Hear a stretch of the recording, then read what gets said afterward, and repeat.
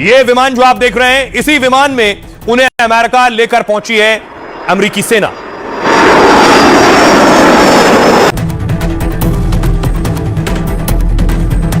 ये विमान लैंड हुआ और उसके बाद देखिए विमान से बाहर निकले हैं मादुरो, वेनेजुएला के राष्ट्रपति। उन्हें पकड़े हुए थी एजेंसी के लोग, दोनों हाथों को, हाथ में हथकड़ी थी, नीले रंग का स्वेटशर्ट पहना था उन्होंने। लेकिन इन सब के बावजूद देखिए जब निकले हैं तो विक्ट्री साइन दिखा रहे थे। यह भी अपने आप में बड़ी बात है कि एक राष्ट्राध्यक्ष को घर में घुसकर उठा ले गई हो कोई सेना, उसके बाद भी उसके हौसले पस्त नहीं हुए। वो विक्ट्री साइन दिखा रहा है, वो डर नहीं रहा, वो घबरा नहीं रहा, वो गिड़गिड़ा नहीं रहा है। और सिर्फ विक्ट्री साइन नहीं, वो थम्स अप भी दिखाते हुए नजर आए। कुर्सी पर बैठे हैं, देखिए पीछे अमेरिकी एजेंसियों के ऑफिसर साहब देख रहे हैं और दोनों हाथ से थम्स अप कर रहे हैं वो। और उसके बाद इन्हें देखिए ले जाया गया, इनके ऊपर ड्रग्स के आरोप लगे थे। अमेरिका आरोप लगाता था ये ड्रग्स बेचते हैं हमारे यहां, इसलिए इन्हें ले जाया गया एंटी ड्रग एजेंसी जो है अमेरिका की, वहां पर ये तस्वीरें आप देख रहे हैं। इन्हें ले जाया गया हेलीकॉप्टर से।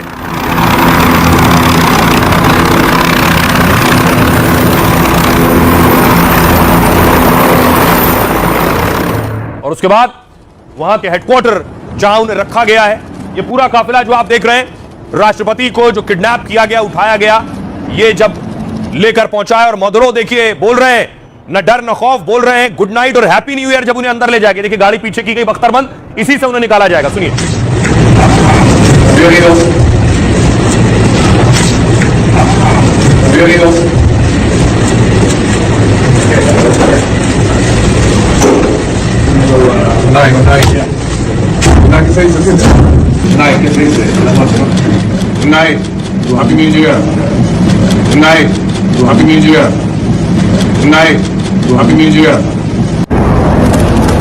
मदुरो वेनेजुएला के राष्ट्रपति गिरफ्त में भी गुड नाइट और हैप्पी न्यू ईयर बोल रहे हैं। तो अब आखिर इनका होगा क्या, कौन सी सजा होगी? अमेरिकी कोर्ट में पति और पत्नी दोनों को कोर्ट में पेश किया गया। वेनेजुएला के राष्ट्रपति मदुरो को अमेरिकी अदालत में पेश किया गया। कोर्ट में अमेरिका की अटॉर्नी जनरल ने इन पर दर्ज मामलों की पुष्टि की, जिसके बाद यह माना जा रहा है कि अमेरिकी अदालतों में ही इन पर केस चलेगा। राष्ट्रपति मदुरो के खिलाफ नार्को आतंकवाद की साजिश के आरोप लगाए ट्रंप ने। कोर्ट में बताया गया कि वो अमेरिका में हजारों टन कोकीन तस्करी में शामिल रहे। ये कोकीन की तस्करी 1999 से 2025 तक अमेरिका में की गई। चार्जशीट में है कि उन्होंने ड्रग तस्करों को राजनयिक पासपोर्ट से सुरक्षा दी और अपनी सत्ता का इस्तेमाल अंतर्राष्ट्रीय ड्रग नेटवर्क को बचाने में किया। उन्होंने तस्करों की अवैध संपत्ति को वैध बनाने में मदद की है। इसमें उनकी पत्नी, बेटा और वेनेजुएला के कई बड़े मंत्री शामिल थे।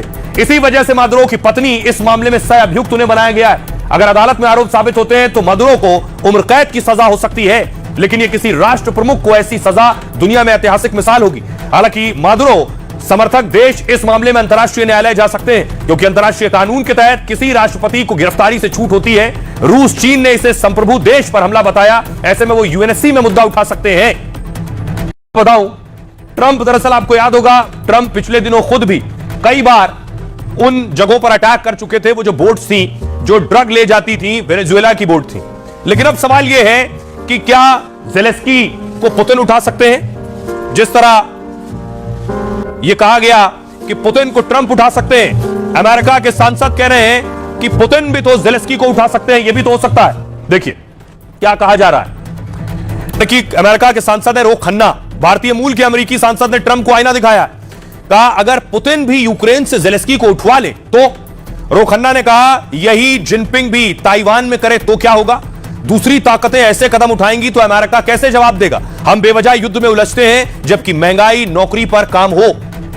जोरान ममदानी, न्यूयॉर्क के मेयर ममदानी ने तुरंत ट्रंप को फोन कर दिया। इसके बाद बातचीत के बाद उन्होंने ट्रंप के फैसले पर विरोध वाला पोस्ट डाला है। वेनेजुएला के राष्ट्रपति को उठाने को एक्ट ऑफ वॉर बताया है। ममदानी ने कहा यह अंतर्राष्ट्रीय कानूनों का उल्लंघन है, इससे न्यूयॉर्क पर असर पड़ेगा क्योंकि यहां वेनेजुएला के कई लोग हैं।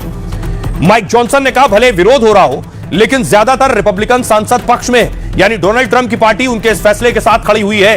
हाउस स्पीकर माइक जॉनसन के फैसले को इस फैसले को सही बताया, कहा एक आपराधिक शासन के खिलाफ कार्रवाई न्यायसंगत है। लेकिन कमला हैरिस, पूर्व अमेरिकी उपराष्ट्रपति, ने भी इसको गलत बताया है। कमला हैरिस ने कहा यह ड्रग्स नहीं बल्कि तेल का खेल है। हैरिस ने दावा किया ट्रंप सबसे ताकतवर नेता बनना चाहते हैं और इसकी कीमत अमेरिकी चुकाते हैं। सैनिकों को जोखिम में डाल रहे हैं, अरबों खर्च कर रहे हैं, जबकि यह करने का अधिकार उनके पास नहीं है।